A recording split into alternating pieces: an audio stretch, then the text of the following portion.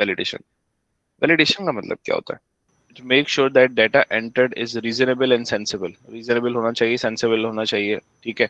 Automated check होता है, at the time of data entry check किया जाता है, और बोलते हैं rules are set for data entry. Data entry के लिए हम रूल सेट करते हैं, जैसे आपने बात की, सही है, वो मैंने लिख दिया यहाँ पे। सो वैलिडेशन हमारे पास होता है। अच्छा, डेटाबेस में वैलिडेशन होती है? हाँ जी होती है। टेबल्स को क्रिएट कर रहे होते हैं, तो वहां पर जब जब भी हम उसकी वैल्यूज को सेट कर रहे हैं, लिख रहे हैं उसको, तो इसमें जो है वो एक ऑप्शन आता है वैलिडेशन का। So this is also the feature of DBMS कि वो यहाँ पर रिस्ट्रिक्शंस अप्लाई करवा सकता है। तो मैं क्या बोलता हूँ कि भाई हमारे पास कितने किस्म के वैलिडेशंस होते हैं जो हम अप्लाई कर सकते हैं या अप्लाई करते हैं। सबसे पहले होता है हमारे पास रेंज चेक। हम बोलते हैं रेंज चेक का मतलब ये होता है कि eight the time of data entry we make sure that data entered by the user has to be in the specific range of numbers। कुछ specific range of numbers के बीच में ही enter किया जाए। जैसे let's say I would write the marks, right? Marks आ रहे हैं, तो अब ये मार्क्स की जो फील्ड है, इस पे वैलिडेशन लग सकती है कि हम, मैंने बोला कि कौन सी वैलिडेशन लग सकती है, मैंने कहा रेंज चेक लग सकती है। ये मार्क्स जो है वो 0 से लेकर 100 के बीच में होंगे, और मैं रेंज चेक अप्लाई करूंगा कि range check, range of numbers क्या हो सकते हैं, 0 से लेकर 100 इंक्लूसिव हो सकते हैं, मतलब 100 भी हो सकता है, 0 भी हो सकता है, इसके बीच के भी हो सकते हैं। अगर इसके आगे पीछे हुए तो मैंने एक्सेप्ट नहीं करना है, ठीक है। Moving on towards type check. तो भाई हम टाइप चेक में it make sure that data entered, जो डेटा टाइप होनी चाहिए ना, वो करेक्ट होनी चाहिए, ये चेक करता है टाइप चेक। डेटा टाइप का मतलब क्या हुआ? ये लेट से आपको जो है वो सीएनआईसी आपसे, उसने सीएनआईसी की फील्ड है, सीएनआईसी की फील्ड में आप you're writing CNIC number, but CNIC number लिखेंगे तो वो तो वैलिड होगा, मतलब एक्सेप्ट किया जाएगा, ठीक है, वो एक्सेप्ट किया जाएगा। लेकिन आपने अगर अपना नेम लिख दिया सीएनआईसी नंबर में, या फिर सीएनआईसी का मतलब होता है कि नेशनल आइडेंटिटी नंबर जो होता है ना, उसकी बात कर रहा हूँ, उसमें अपना नेम लिख दिया, तो क्या वो एक्सेप्ट करेगा? नहीं। नहीं करेगा, क्योंकि डाटा टाइप अलग हो गई है। ये जैसे हम अगर पासवर्ड सेट कर रहे हो कहीं पर, ठीक है, तो if you go to any social media platform, वहां पर जो है ना वो आप क्या बना रहे हो, अकाउंट बना रहे हो, साइन अप करना चाह रहे हो, राइट? जी। तो आपने लेट से अपना लिंक्डइन का अकाउंट बनाया, so you go to LinkedIn and you sign up for it, right? जब ऐसे ही हम उसके लिए साइन अप करते हैं ना, तो इट आस्क्स द पासवर्ड, वो पासवर्ड मांगेगा, ठीक है, और यूजर नेम मांगेगा, पासवर्ड मांगेगा।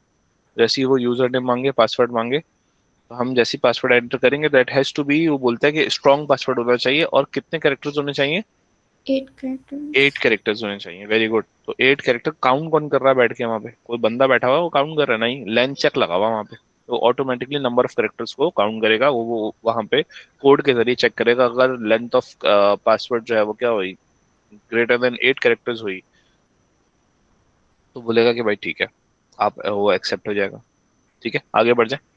फॉर्मेट का मतलब क्या होता है? फॉर्मेट का मतलब होता है कि enter data has to be in the specific given layout, या फिर स्पेसिफिक गिवन फॉर्मेट।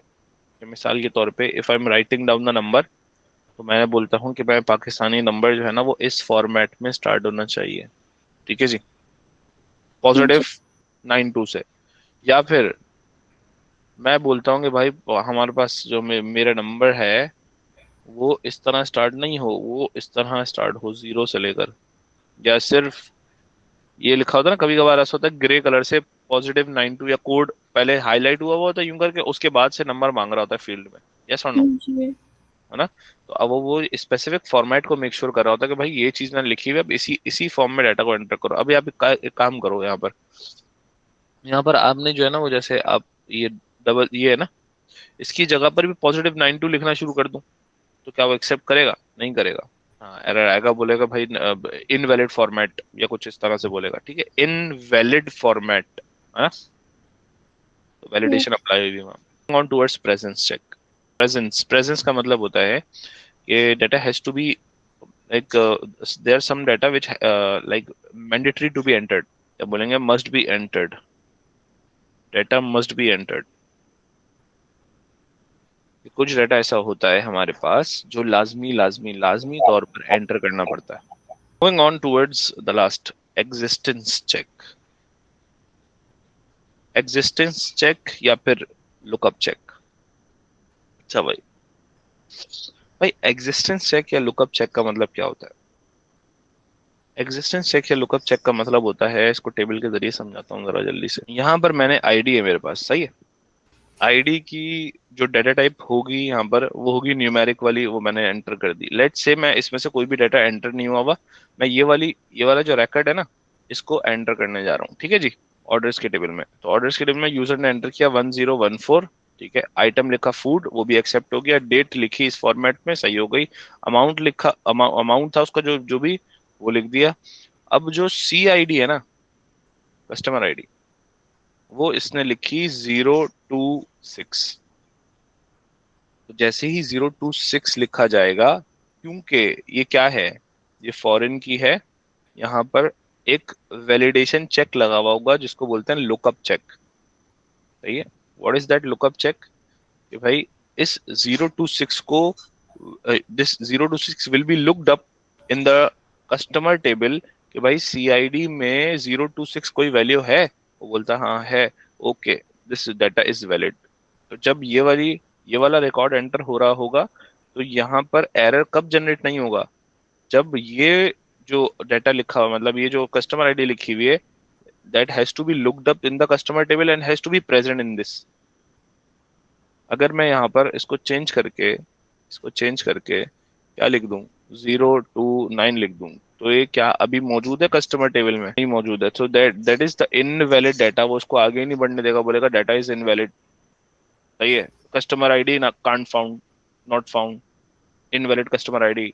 वैलिडेशन के बाद we have another concept of verification. दो तरह की वेरिफिकेशन होती है हमारे पास। वेरिफिकेशन का मतलब क्या होता है, पहले इसको जल्दी जल्दी से लिख लेते हैं। हम वेरिफिकेशन में ये चेक करते हैं, सेट कर देते हैं जिस हिसाब से हमने करना है, और वो यूजर खुद करता है, मैनुअल होता है, ऑटोमेटेड नहीं होता। जैसे वैलिडेशन में हमने ऑटोमेटेड लिखा था। अच्छा, और सिमिलरिटीज क्या है यहाँ पर? सिमिलरिटीज ये है कि भाई eight the time of data entry होता है, at the time of data entry होता है। Data is not change during data entry, कि भाई आपने जो डाटा एंटर किया वही एंटर हुआ है कि नहीं हुआ, वेरिफिकेशन का ये मकसद है, ठीक है। या फिर इसके लिए लिखते हैं, हम बोलते हैं two pieces of data are correctly copied. ये लिखते हैं हम इसके बारे में, वेरिफिकेशन के बारे में। अच्छा जी, एक तो होता है मेरे पास double entry check, user verification पे आते हैं। इन यूजर वेरिफिकेशन और visual check, here we display the screen to the user. एक यूजर को स्क्रीन डिस्प्ले करवाई जाती है। कौन सी screen? Confirmation screen, to verify, just to verify कि user has entered all the data that it was intended to be entered, कि जो उसने एंटर करना चाह रहा था वही किया है कि नहीं किया। जैसे